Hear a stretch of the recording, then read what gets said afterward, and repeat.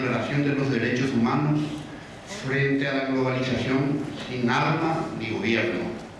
Él es español, es presidente de Sotermú, la ONG promovida por la UNESCO para la Solidaridad Internacional.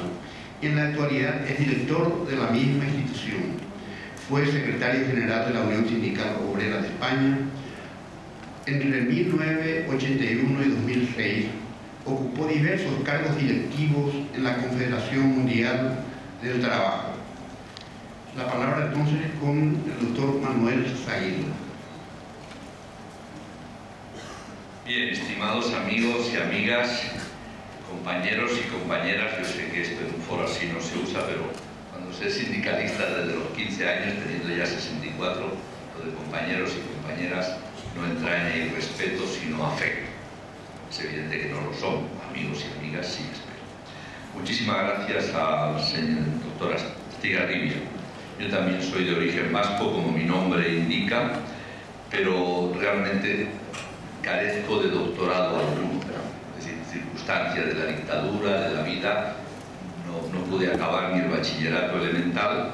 Evidentemente las calles y la pelea, un poquito de cárcel, conocer y viajar por muchos países, algo de sapiencia te dan, pero hasta doctorarse en ello. Muchísimas gracias. No obstante, me encantan estos eventos en América Latina porque enseguida uno es doctor, es honorable, es ingeniero, en fin, está bien, pero en honor a la verdad el bachillerato elemental no lo concluí. Otra cosa, como diría mi madre, que en paz descanse, no porque mis padres no lo intentaran, sino porque era muy gandulo. Bien, antes que nada, digamos, felicitar a los organizadores de este congreso en un momento clave, yo creo, de la historia de Paraguay, de la historia general de este entrañable espacio latinoamericano y este mundo nuestro. Y agradecer de manera muy especial al profesor Res que me haya invitado a participar del mismo y haya tenido la presunción de que yo pueda hacer aportación de utilidad alguna a un evento de tal magnitud.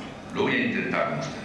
Bueno, en mi modesto y leal saber y entender, la Declaración Universal de los Derechos Humanos de 1948 es esencialmente un grito liberal y libertario, en el sentido más noble del término. Cuidado, que en los tiempos que corren, lo liberal, sobre todo aplicado al manejo de la economía y la especulación financiera, es un concepto degradante. No, estamos hablando de lo liberal y lo libertario en la expresión más noble del concepto y del valor que ello entraña, aplicable en este caso a la Declaración Universal de Derechos Humanos del 48. Es un texto a su vez, y por ende de ello, según mi opinión, eminentemente preconstitucional, porque luego quiero referirme justamente como conclusión a la posibilidad, más que eso, a la urgente necesidad de que aquella Declaración de Derechos Humanos del 48 pudiera ser cuanto antes, 60 y tantos años después, un auténtico texto constitucional para la humanidad.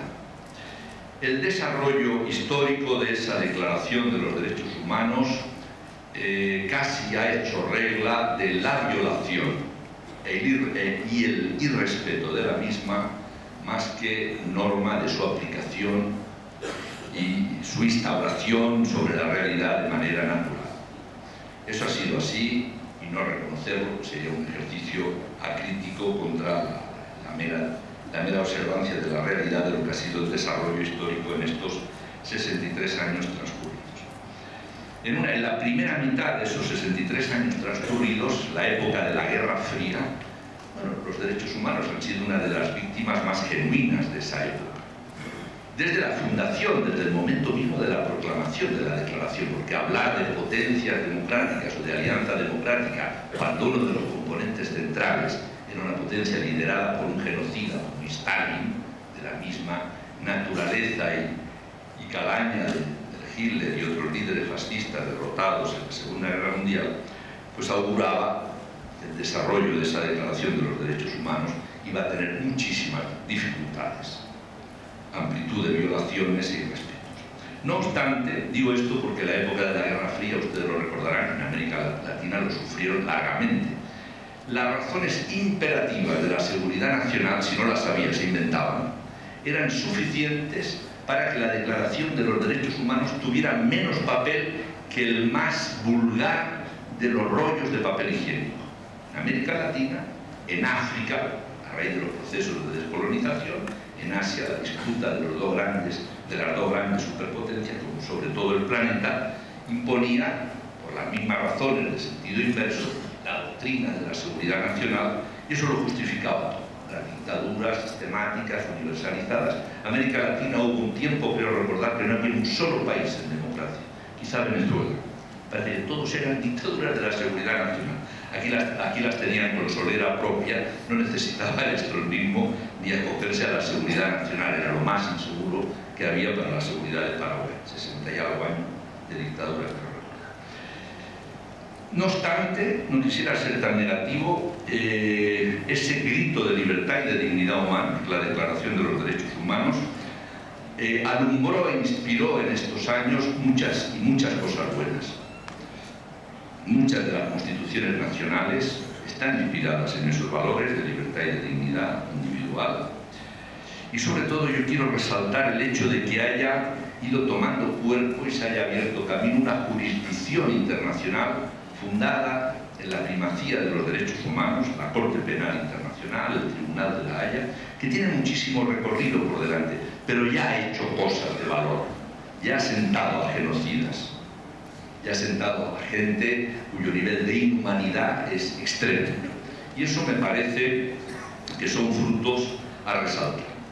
Finalmente, en conclusión a esta primera etapa, tenemos la caída del muro de Berlín y yo creo que todos sobre el planeta, digamos, generamos un sentimiento de esperanza y también de euforia similar, por razones más o menos distintas, a las que se crea después de la Segunda Guerra y la victoria de las potencias democráticas sobre las potencias totalitarias.